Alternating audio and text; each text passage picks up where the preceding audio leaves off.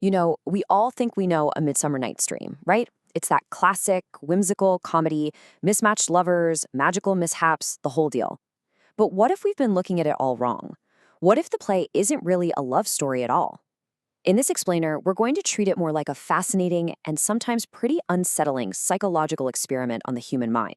So, let's dive right in with a question that pretty much flips the whole play on its head. See, this isn't just about Puck and a magical love potion. No, the real subject here is something much more human and maybe a little more dangerous. It's about that convincing feeling of being absolutely 100% sure of ourselves. And this quote, wow, it just gets right to the heart of what we're talking about. The play isn't about magic corrupting people. It's about how little it takes to show the instability that was already there. It's all about the authority we give to what we feel, often without even thinking twice about it. All right, so here's our roadmap for today. First, we'll tackle this whole illusion of love and certainty. Then we'll see what happens when social order just goes to sleep. After that, we'll ask if desire is a choice or more of a contagion. We'll look at laughter's role in all this. And finally, we'll figure out who this lesson is really for. Okay, let's kick things off with part one, love, certainty, and illusion.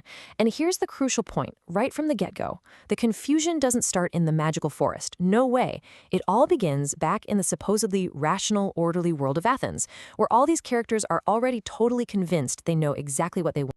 This brings us to a really fascinating human paradox. I mean, we've all felt it, right? That powerful, intense feeling of certainty, especially when it comes to love. But then, as this play just perfectly shows us, that feeling can be, well, incredibly fragile. So, what's going on here? Well, the literary critic Harold Bloom offers a pretty brilliant answer.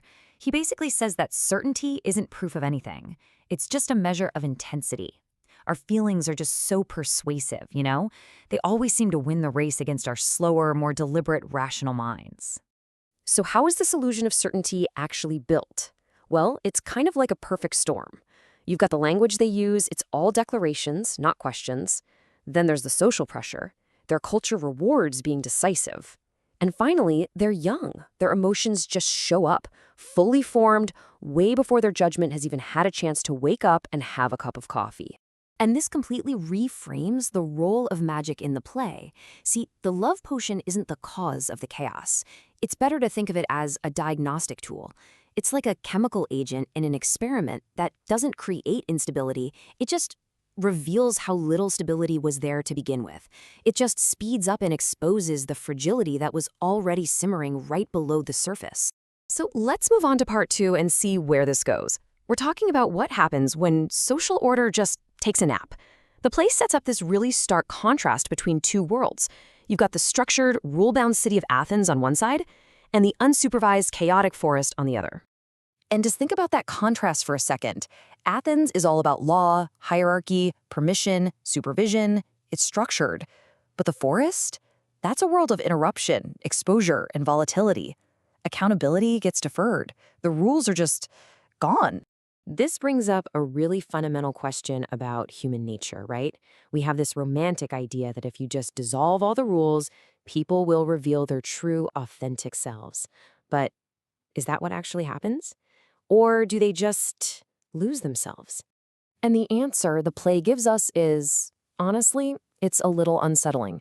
Without that structure, without those guardrails, the self doesn't emerge, it disperses. The loss of rules doesn't reveal some deep inner essence. It just reveals volatility. This idea of volatility leads us perfectly into our third topic, desire. Is it a choice, or is it more like a contagion? We're going to dig into this kind of provocative idea that longing can spread like a virus, and that our desires might not be as personal as we think. So how exactly does this spread of desire work? Well, it's like a chain reaction. First, we recognize what other people want. Then we start to imitate it. We want the thing that appears wanted. This all happens incredibly fast. It's a reaction.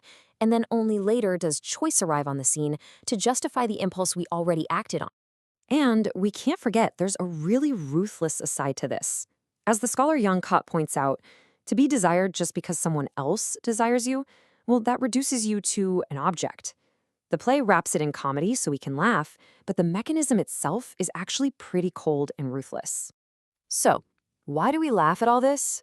That brings us to our fourth section, Laughter's unsettling disguise. We're going to talk about how comedy acts as a kind of anesthesia, making all the cruelty and confusion seem, well, palatable.